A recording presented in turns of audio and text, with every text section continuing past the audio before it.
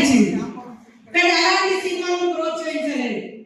అలాంటి వాళ్ళకి అవార్డులు రాలే, జేబీ సినిమా లాంటి వాటికి. కానీ ఇవాళ పోలీస్ అధికారులు చట్టబద్ధంగా ఉండేటువంటి డ్యూటీలో ఉంటారు.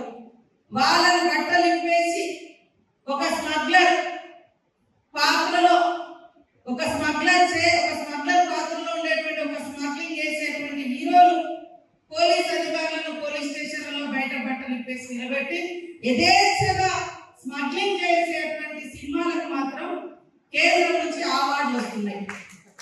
ఏం చేయాలి? ఇలాంటిదైనా మీరు ప్రోత్సహించేది.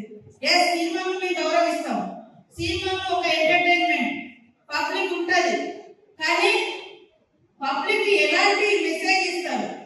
స్మగ్లర్ హీరోలు అవుతారంట, ఒక అవేర్నెస్ ఇచ్చేటువంటి లాయర్ జీరో అయితే ఎట్లా?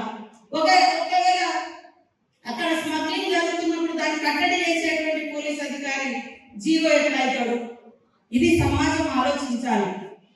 కాబట్టి సినిమా యాక్టర్లైనా, సినిమా ప్రొడ్యూసర్స్ అయినా, డైరెక్టర్లు అయినా ఈ సమాజాన్ని ఒక ఉన్నతమైనటువంటి సన్మార్గంలో తీసుకెళ్లేటువంటి లక్షణాలు, ఇతరుల గురించి తప్పించేటువంటి భావాన్ని, ఇతరులకు హెల్ప్ చేసే భావాన్ని, ఇతరుల గౌరవాన్ని కాపాడే విధంగా సినిమా తీస్తే సమాజం ఇంకా సన్మార్గంలో నడుస్తుంది. అదే మరి వేరే ఆలోచనలతో పోతే, నిన్న ఒక అతనట మహారాష్ట్రలో 2 మర్డర్ కేసులు ఉన్నాయి, తప్పించుకో తిరుగుతున్నాడు చాలా రోజులు. ఎక్కడ దొరికిందంటే మరి ఈ సినిమా హాల్ పుష్ప 2 సినిమా చూసుకుంటూ దొరికింది. అంటే వాళ్ళకు అది ఏ రకమైన ఇంకా నేరాలు వెళ్ళడానికి కూడా ఒక మెసేజ్ పోయేటువంటి అవకాశాలు ఉంటాయి. మేము తప్పు పడతలేము, కానీ చట్టబద్ధంగా ఉండేటువంటి అధికార వ్యవస్థను, రాజ్యాంగం ఇచ్చినటువంటి అధికారిక వ్యవస్థను గౌరవించాలి.